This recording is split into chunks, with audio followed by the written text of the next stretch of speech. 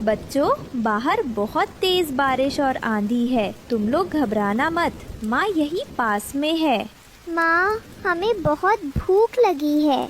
डरो मत बच्चों, दरवाज़ा अंदर से बंद रखना। कोई भी आए तो खोलना मत। लेकिन माँ, अगर दरवाजे पर कोई आवाज़ देगा तो हम कैसे पहचानेंगे कि आप हो? अरे मेरे लालो, मैं आऊंगी तो एक प्यारा सा गीत गाऊंगी। मेरे बच्चों दरवाज़ा खोलो, माँ तुम्हारे लिए दाना ले आई। बरसती बूंदे डरना मत तुम, माँ की गोदी में दुनिया समाई।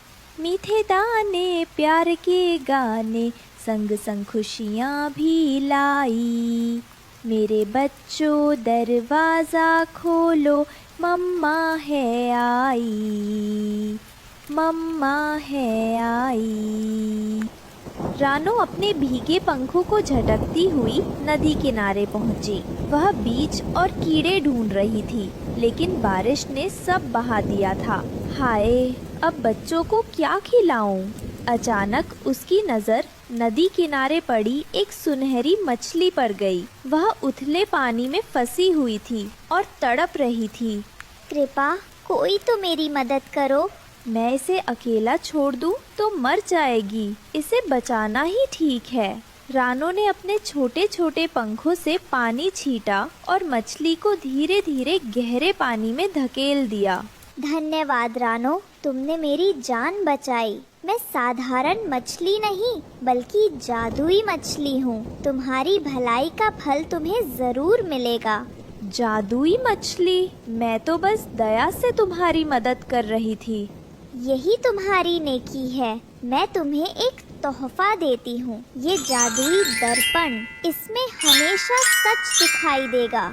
रानो दर्पण लेकर घर पहुंची। उसने बच्चों को खाना न मिलने की बात बताई, लेकिन उन्हें उम्मीद भी दी। बच्चों, भगवान किसी न किसी तरह हमारी मदद जरूर करेगा। पास ही कालू कौवा और भुल्ला चील बैठे थे। उन्होंने रानो को दर्पण संभालते हुए देख लिया। भुल्ले, ये दर्पण तो खास लगता है, जरूर कोई जादू है। हाँ, अगर ये हमारे हाथ लग जाए तो हम पूरे जंगल पर राज करेंगे और रानो जैसी गरीब चिड़िया कभी इसकी असली ताकत को समझ भी नहीं पाएगी। चल, आज ही इसे चुरा लेते हैं। रात ढलते ही दोनों चुपके से रानो के घर की ओर बढ़े। तू ऊपर से नजर रख, मैं अंदर जाकर दर्पण उठा लूंगा। लेकिन जैसे ही कालू अंदर घुसने की कोशिश करता है, रानो के बच्चे जाग जाते हैं। माँ, माँ, कोई हमारे घर में घुस रहा है। रानो फट से अपने पंख फैलाकर कालू के सामने खड़ी हो गई। वो जोर से बोली, कालू, रात के अंधेरे में चोरी करते शर्म नहीं आई? कालू डर गया और जल्दी से भाग खड़ा हुआ। पहली कोशिश नाकाम होने के बाद कालू और भुल्ला फिर मिले। तेरे कारण सब गड़बड़ हो गया। अगर बच्चे नहीं जागते तो दर्पण हमारे हाथ में होता। ठीक है, अब हमें चालाकी करनी होगी। उसके घर की रेकी करनी होगी। वो कब दाना लेने जाती हैं, हम तभी वो जादुई शीशा चुरा लेंगे। कालू कौवा और भुल्ला चील रानो के घर के पास एक ऊंचे पेड़ पर छिपकर बैठे थे। वे बड़ी ध्यान से देख रहे थे कि रानो अपने बच्चों को कैसे समझाती है और दरवाजा कैसे बंद कर जाती है। देख भुल्ले, रानो जब दाना लेने जाती है तो बच्चों को गाना सुनाकर पहचान का निशान देती है, तभी बच्चे दरवाजा खोलते हैं।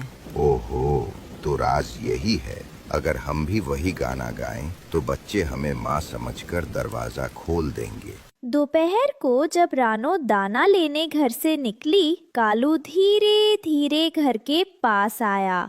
उसने अपनी आवाज मीठी बनाने की कोशिश की और गाना गाने लगा। मेरे बच्चों, दरवाजा खोलो, मम्मा आई है, मम्मा आई है, थक के आई, दाना लाई। मेरे लालो, दरवाजा खोलो। अंदर बैठे बच्चों ने आवाज सुनी और दरवाजे के पास आ गए। वे थोड़े असमंजस में थे। ये आवाज तो माँ जैसी लग रही है। हाँ, लेकिन गाने में कुछ अजीब सा है। माँ की आवाज इतनी भारी तो नहीं होती। बच्चे दरवाजा खोलने ही वाले थे कि लेकिन तभी रानो समय पर आ गई। उसे देख कालू और चील वहां से भाग खड़े हुए। कालू, कितनी भी चालाकी कर लो, माँ और बच्चों का रिश्ता तुम कभी नहीं तोड़ सकते। 2 बार असफल होने के बाद कालू और भुल्ला ने तीसरी चाल चली। अब उन्होंने चोरी की कोशिश नहीं की, बल्कि पूरे जंगल में झूठ फैलाना शुरू कर दिया। सुनो सुनो, रानो ने हमारा खाना चुरा लिया है। यही वजह है कि उसके बच्चे भूखे नहीं रहते। हाँ, मैंने अपनी आंखों से देखा। उसने हमारा अनाज छुपा लिया है। जंगल के कई जानवरों को शक होने लगा। वे रानो के पास पहुँचे। रानो, क्या ये सच है? तुम जैसी गरीब चिड़िया ने हमारा खाना चुराया? नहीं बहन, मैं निर्दोष हूँ। मैंने कभी किसी का हक नहीं छीना। झूठे आरोपों से रानो टूट गई। उसके बच्चे भी डरने लगे। सच को साबित करने का कोई तरीका होना चाहिए। तभी रानो को मछली द्वारा दिया गया जादुई दर्पण याद आया। हाँ, अब यही सच्चाई दिखाएगा। अगले दिन जंगल के सारे पक्षी इकट्ठा हुए। कालू और भुल्ला गर्व से खड़े थे। आज सबको सच पता चल जाएगा। रानो ने जादुई दर्पण सबके सामने उठाया। अगर मैंने चोरी की है तो ये दर्पण सच दिखाएगा, और अगर ये झूठ है तो असली चोर भी सबके सामने आ जाएगा। दर्पण में दृश्य बदलने लगे। सबने साफ देखा कि कालू और भुल्ला ही झूठ बोल रहे थे और रानो बेगुनाह थी। कालू, तुमने झूठ बोलकर हमें बहकाया। भुल्ले, तुम्हें शर्म आनी चाहिए। उल्लू सरदार ने कालू और भुल्ला को जंगल से दूर जाने का आदेश सुना डाला। रानो और उसके बच्चे अब निश्चिंत और खुशहाल थे। जंगल के सब जानवर उससे प्यार करने लगे। रानो, सच्चाई की जीत हुई। याद रखो, झूठ चाहे जितना ताकतवर लगे, पर सच हमेशा चमकता है। देखा बच्चों, नेकी और सच्चाई ही सबसे बड़ा खजाना है। और इस तरह रानो चिड़िया और उसके बच्चे हमेशा के लिए सुख और सम्मान के साथ जंगल में रहने लगे। ये कहानी हमें ये सिखाती है कि झूठ चाहे कितना भी बड़ा क्यों ना हो, सच्चाई की रोशनी उसे मिटा देती है। सुबह का समय था। रानो चिड़िया अपने छोटे से पेड़ पर बैठी आसमान की ओर देख रही थी। अब ठंडी हवा जा रही है। गर्मी का मौसम आ गया है। शायद अब थोड़ा सुकून मिलेगा। उसी समय उसकी बेटी गुड़िया चिड़िया पास आकर कहती है, मम्मा, अब हम ताजे फल खाने जाएंगे ना? हाँ बेटी, जंगल के सारे पक्षी आज एक नए जंगल में जा रहे हैं। मैंने सोचा आपको भी साथ ले चलूं। सच मम्मा, आप मुझे भी साथ लेकर चलोगी? बहुत मजा आएगा। ऐसे गुड़िया खुशी खुशी अपनी मम्मा के साथ उड़ती है और रास्ते में उन्हें कालू कौवा, गोरी कौवी, मिट्ठू तोता और बंटी कबूतर दिखाई पड़ते हैं। वो उनके पास आकर रुकती है। अच्छा है, सर्दियों के दिन जा रहे हैं। मैं तो ठंड से परेशान हो गई। हाँ, गौरी ने सही कहा। बेचारी अब कहीं जाकर नहाएगी, वरना पूरी सर्दी बिना नहाए गुजार दी। देखो तो पहले से भी ज्यादा काली पड़ गई है। ओ मिट्ठू तोते, मैं रोज सुबह 4 बजे नहा लेती थी। तू अपनी बता, ना जाने कितने हफ्तों से मुंह तक नहीं धोया होगा। काली कलूटी कहीं की, फिर भी मैं तेरी तरह काला नहीं पड़ा। मिट्ठू, मैं तेरा सर फोड़ दूंगी। मुझे गुस्सा मत दिला। अरे रे, आप दोनों चुप हो जाए। जरा सी बात पर लड़ने लगते हो। तुम कोई छोटे बच्चे हो। मिट्ठू तोते, तुम भी कम नहीं हो। अब छोड़ो ये सब फिजूल की बातें। यह सोचो, गर्मी की पहली सैर करने कहाँ जाना है? सागर वाले जंगल चलते हैं। वहाँ सभी प्रकार के फलों के पेड़ हैं। खूब खाएंगे और घर के लिए भी भर भर के लाएंगे। तो ठीक है, मैं अपनी बेटी गुड़िया को भी साथ ले चलती हूँ। वो भी बहुत दिनों बाद रसीले रसीले फल खाएगी। रास्ते में सभी पक्षी मिलकर एक लंबी उड़ान भरते हैं। रास्ते में उन्हें भूख और प्यास लगती है तो वो एक नदी के पास ठहर जाते हैं और पानी पीकर वापस उड़ते हैं। तभी एक बड़ा ड्रोन ऊपर से आता है। बचो बचो, ड्रोन आ रहा है, बहुत तेज है, इधर उधर हो जाओ। सभी पक्षी इधर उधर हो जाते हैं, लेकिन रानो और गुड़िया चिड़िया ड्रोन की चपेट में आ जाती है। दोनों जमीन पर गिरती है। मम्मा मम्मा, आपकी चोंच से खून क्यों आ रहा है? ये क्या हो गया आपको? बोलिए ना, उठिए मम्मा। देखिए ना, कितने पंछी तो बचकर निकल गए, पर आप क्यों गिर गई मम्मा?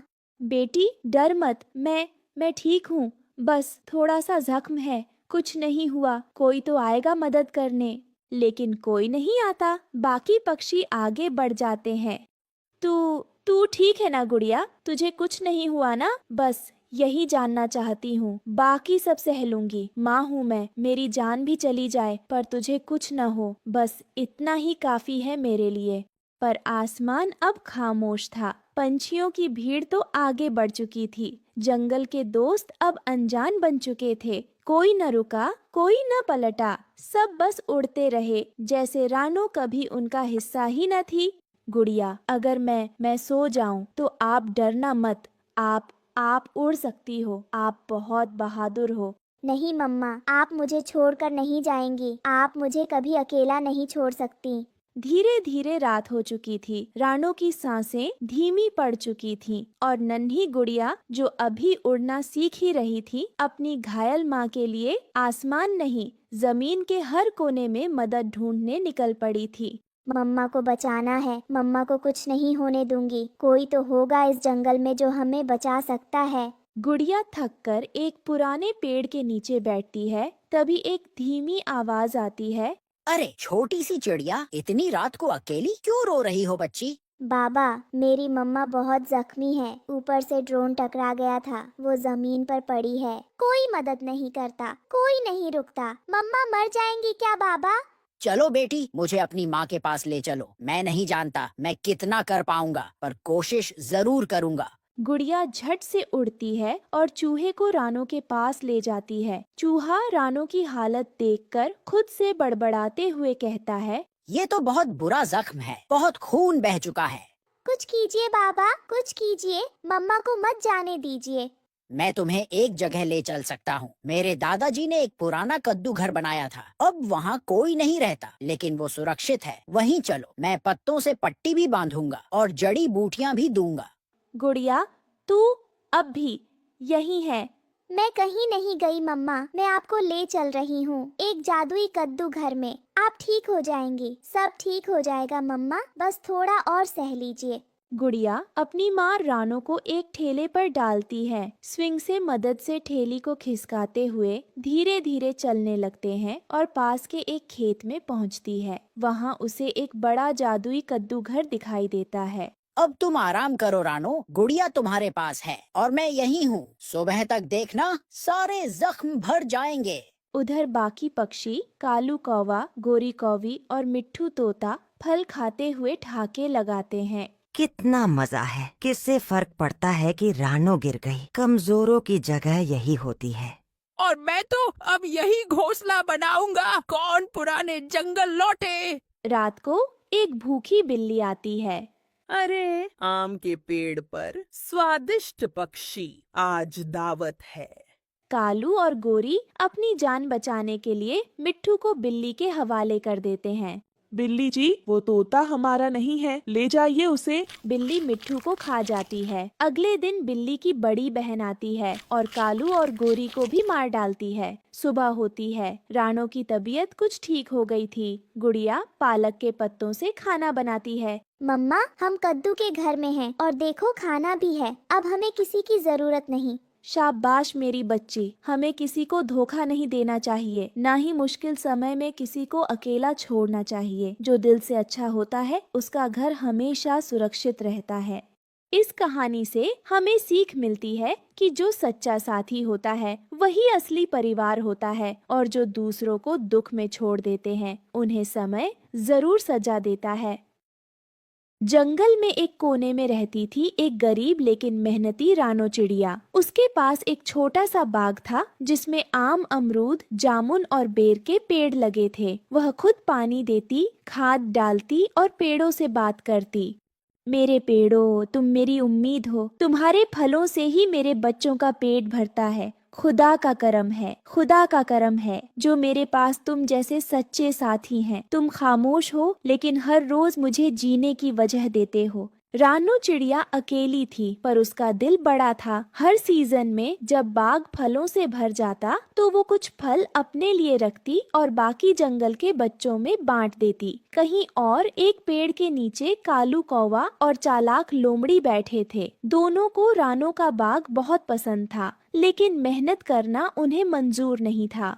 ओए लोमड़ी बहन, तूने सुना है ना, उस रानो चिड़िया का बाग अब पूरा फल फूल रहा है। मीठे मीठे आम, टपकते हुए जामुन, और क्या कहूँ, अमरूद तो ऐसे कि बस एक बार खा लिया फिर किसी और का मन न करे। और वो रानो बेचारी अकेली सुबह से शाम तक मेहनत करती है, लेकिन रखवाली हा, वो तो सपने में भी हमें नहीं पकड़ सकती। क्या कहते हो, चलें आज रात? हाँ हाँ कौवे भाई, तू तो दिल की बात कह दी। सच कहूँ, मुझे तो पिछले हफ्ते से ही उस बाग पर नजर थी। वो पके हुए बेर और टपके आम, उफ, मुंह में पानी आ जाता है। और रानो चिड़िया, सीधी सादी मासूम सी जान, हमें देखकर तो उसके पर ही कांप जाएंगे। चलो आज रात उसे सबक सिखाते हैं। जंगल में रात उतर आई थी। आसमान पर चांद बादलों के पीछे से झांक रहा था और कालू और लोमड़ी धीरे धीरे बाग में घुसे। देख बहन लोमड़ी, मैं कहता था ना, आम ऐसे लटक रहे हैं जैसे खुदा ने हमारे लिए भेजे हों। और देख वो जामुन, उफ, बिल्कुल काले मोती जैसे। चुपचाप काम कर, रात जल्दी बीत जाती है। तू नीचे पकड़, मैं डालियां हिलाती हूँ। जल्दी गठरी में भर, फिर निकल लेंगे। कालू और लोमड़ी ने पेड़ों से एक एक करके सारे पके हुए फल तोड़ लिए। आमों की मीठी खुशबू ने उनके लालच को और भी बढ़ा दिया। हा, अब ये फल हमारे और रानो चिड़िया सवेरे रोएगी। मजा आ गया। चल भाग चल, सूरज निकलने वाला है। सुबह हुई तो रानो ने देखा कि उसके आधे फल गायब हैं। हे खुदा, ये किसने किया? सारे आम, सारे जामुन सब लूट लिए। किसने ये जुल्म किया?